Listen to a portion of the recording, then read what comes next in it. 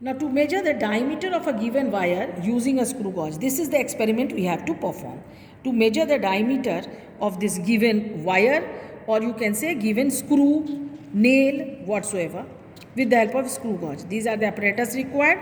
Now here see, in between this jar we put, first of all, we put this nail or the wire you say in between, and we will try to find what is the linear scale reading. See, linear scale reading, I have written the reading over here. It will be, say, see the if you see properly, there are 4 divisions. So linear scale reading is 4, and what is the circular scale reading coinciding? Now circular scale reading coinciding is 56. So 4 is the linear scale and circular scale is 56. We multiply with least count. So 5 into 0.01, it is 0.56. So 4 plus 0.56, 4.56. Now after taking the reading like this, we turn it up perpendicular, in perpendicular direction. So we take like this. Again the division, the main scale will not change. So linear scale, again the reading will be the same. Maybe there can be a slight difference in the circular. Let it be 57. It is 57. You can try to observe it, because these are very small.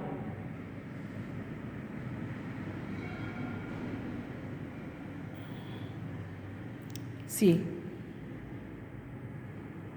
here there are 4 divisions, and on this you can see that it is 50, and before and after that it is 60. So in between the line is 50 and 60. You can observe this is 50 and this is 60. So in between the line it is 57. So it is 0.57, 4.57. Accordingly, we will fill all the 4 different positions. Now that the next reading we will be taking at some middle point. We will take like this, horizontal and again vertical. Similarly, at one other end, again you will take horizontal and vertical, and you get all the readings over here. After taking all the readings, we will take out the mean value, and that will be the diameter of this nail.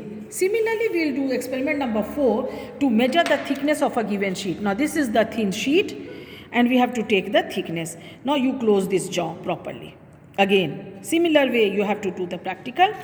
We close it properly, and we find the main scale reading. Now because this is very thin, there will be no main scale. So main scale or linear scale is 0.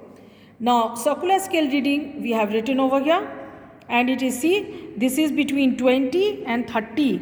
So in between we find the reading, and it is, if you can see, it is between 20 and 30. So the reading is 24 or 23, 22 like that, and multiplied with least count, it is 0.24, 0.24, 0.23 like this. We find the total thickness. I'll take down the picture.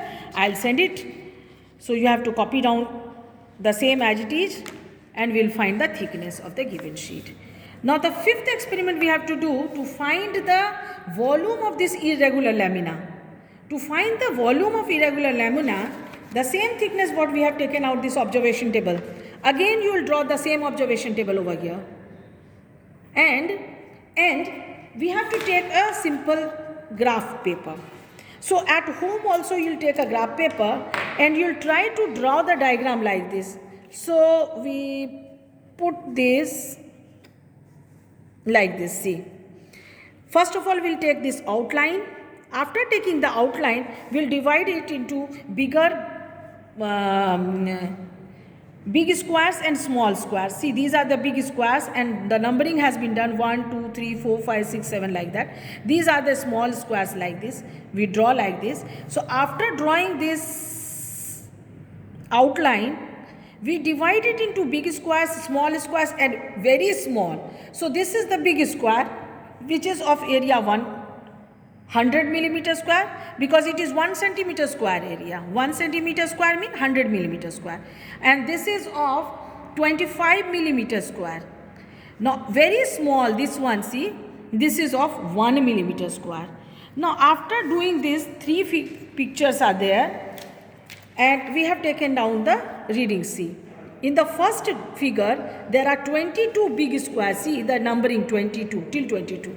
Number of medium squares 27, and the very small is 87. So you need to count the small squares and you get the total area. So 22 into 100 millimeter square, 27 into 25 millimeter square, and 87 into 1 millimeter square, and you get 2962 millimeter square. Accordingly, for the second reading, for the third also, we take out the mean area, and that is 2962 millimeter square. Now volume will be the thickness into surface area. So thickness we take this one in the second experiment that we have done, and the area from here, and we find the volume.